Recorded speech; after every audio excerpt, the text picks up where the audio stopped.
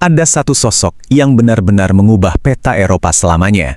Dia tidak dilahirkan sebagai raja, tapi dia merebut tahta itu dengan satu senjata yang paling kuat, otaknya. Nah, ini dia intinya. Kisah Napoleon itu bukan soal warisan, bukan soal keturunan atau darah biru. Sama sekali bukan. Ini adalah kisah tentang intelek, tentang kejeniusan murni yang luar biasa. Jadi, dari mana semua ini berawal? Percaya atau tidak, ceritanya dimulai dari seorang anak yang dianggap orang luar, dari latar belakang yang sama sekali nggak istimewa. Justru inilah yang membuat perjalanannya ke puncak jadi makin gila.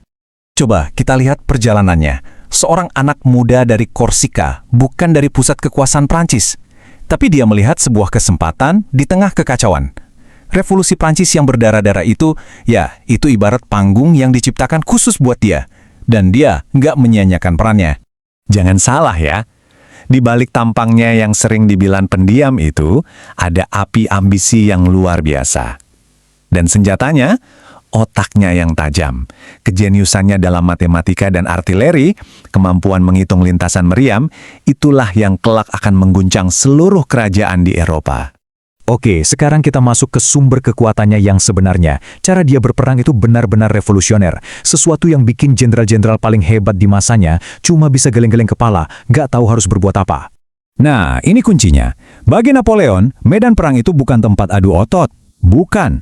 Baginya, itu papan catur raksasa. Kemenangan bukan diraih dengan pasukan yang lebih banyak, tapi dengan otak yang lebih cerdas dan langkah yang lebih mematikan. Jadi, gimana cara kerjanya? Ada 3 pilar utama. Pertama, kecepatan. Pasukannya bergerak secepat kilat. Seringkali, musuh sudah kalah, bahkan sebelum mereka sadar kalau pertempuran sudah dimulai. Kedua, serang langsung ke jantungnya. Dia nggak buang-buang waktu di pinggiran. Dia menusuk langsung ke titik terlemah di pusat komando musuh, bikin semuanya panik dan kacau. Dan ketiga, artileri. Di tangannya, meriam itu seperti kuas seorang seniman penghancur. Dia menggunakannya dengan presisi untuk membongkar pertahanan lawan. Gabungan ketiganya benar-benar mengubah cara orang berperang. Inilah yang bikin dia seorang jenius sejati.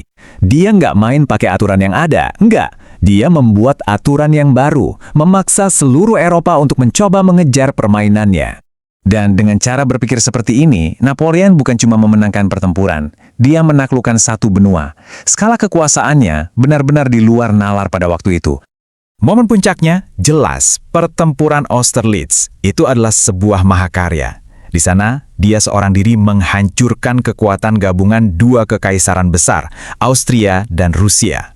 Sejak saat itu, dia bukan lagi cuma seorang jenderal. Dia adalah sang master perang. Di titik ini, dia seolah tak terkalahkan. Coba deh, bayangan sebentar. Dari dinginnya Rusia sampai panasnya Spanyol. Dari jantung Jerman sampai ke dataran Italia. Kerajaan-kerajaan tua yang sudah berdiri ratusan tahun, satu persatu, semuanya tunduk. Di bawah satu nama, Napoleon. Tapi, selalu ada tapi kan? Justru di puncak kekuasaannya inilah, kekuatan terbesarnya, ambisinya, perlahan-lahan mulai menjadi racun yang mematikan. Masalahnya, dia nggak pernah merasa puas, nggak pernah ada kata cukup. Satu kemenangan cuma jadi alasan buat cari kemenangan yang lebih besar lagi. Ambisinya bukan lagi sekedar untuk menang, tapi untuk menguasai segalanya. Dan itulah awal dari kehancurannya. Filosofi hidupnya ini ternyata jadi pedang bermata dua. Keyakinan bahwa kekuasaan harus direbut dengan paksa memang yang membawanya ke puncak. Tapi, itu juga yang membutakannya, membuatnya nggak bisa berhenti dan nggak sadar kalau di depan ada jurang yang sangat dalam.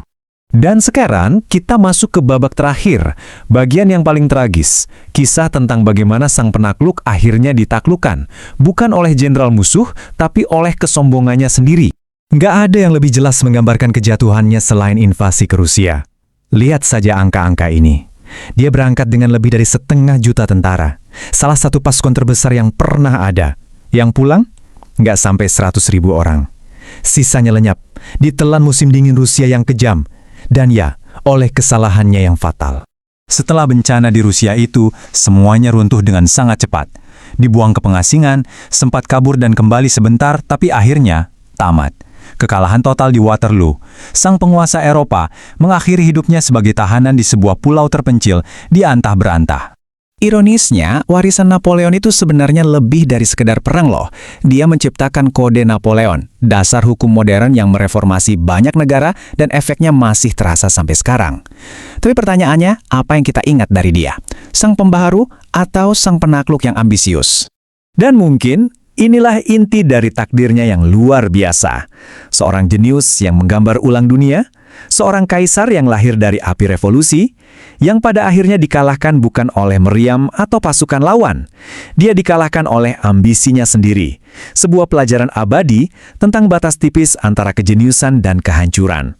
Sampai sini sudah paham? Jadi kalau teman-teman ada yang mau ditanyakan, silahkan komen dan bantu channel ini menjadi lebih besar dan maju.